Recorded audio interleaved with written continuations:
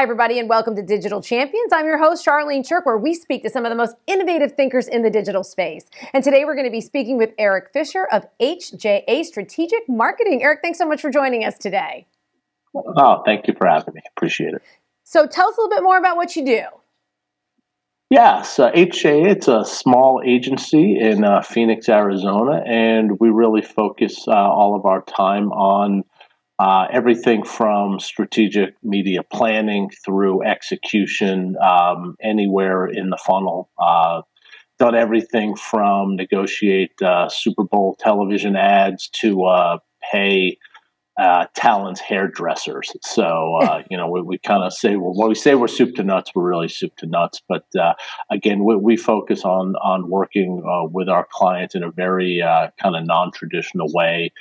My background is somewhat unique in the fact that I spent time on the agency side, the sales side, and as a client. So when we're doing business, I kind of bring all three of those kind of aspects of the business to bear for my clients, and then in our negotiations with media vendors of all types. And in this soup to nuts approach, when you're providing services, is there a particular industry that you focus on, or do you serve a variety of organizations and companies? Primarily, we're focused on CPG, consumer products. Our biggest client is King's Hawaiian. Hopefully you're familiar with King's Hawaiian for the sweetbread you might find at the grocery store. So I've been working with them since they really started doing their traditional marketing back in 2014, and really have helped them grow their business exponentially over that time. So mostly CPG. There is some e-com things that we do for a handful of clients as well. So again, kind of work the top to the bottom of the funnel across all kinds of both traditional and digital media. That's one of my favorite products, in fact, but you're going to have to convince me to try the buttery version because I'm really stuck with the original.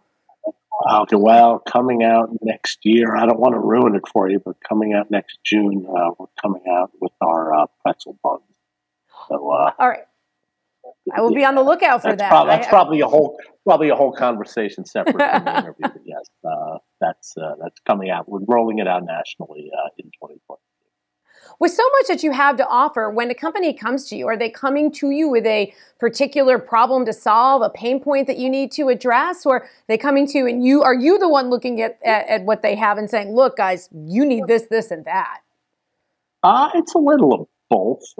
My sweet spot is working with clients who are probably just starting out in the marketing space, either starting from scratch or they may have done some very bottom of the funnel, some search and some affiliate maybe, and maybe some display. But like I think a lot of these e-com companies that they start there, and that's a logical place to start. The business, the cost per click that they're driving is very efficient toward any, compared to anything they would do at the top of the funnel, and they can develop some really intricate metrics and have some very direct metrics and be able to go to investors for, that B round or that C round funding with all their metrics in hand of saying they know how much their cost per click is, the cost per sale, their ARPU, and all that stuff. And they can kind of toggle that back to their advertising spend and figure out those metrics.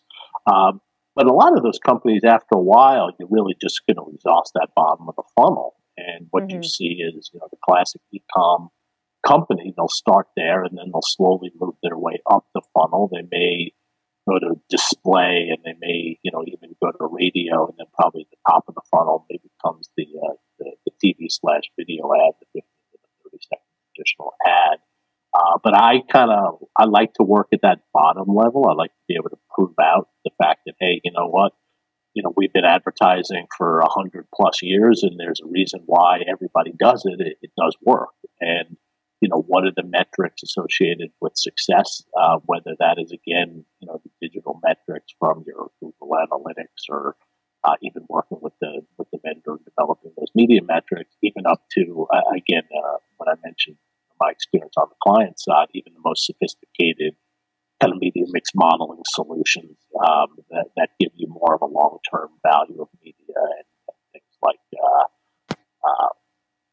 inflationary curves of productivity and things like that, where you can really start looking at, where are we on kind of on the curve in terms of, for the next dollar I spend, am I going to get $1 of value?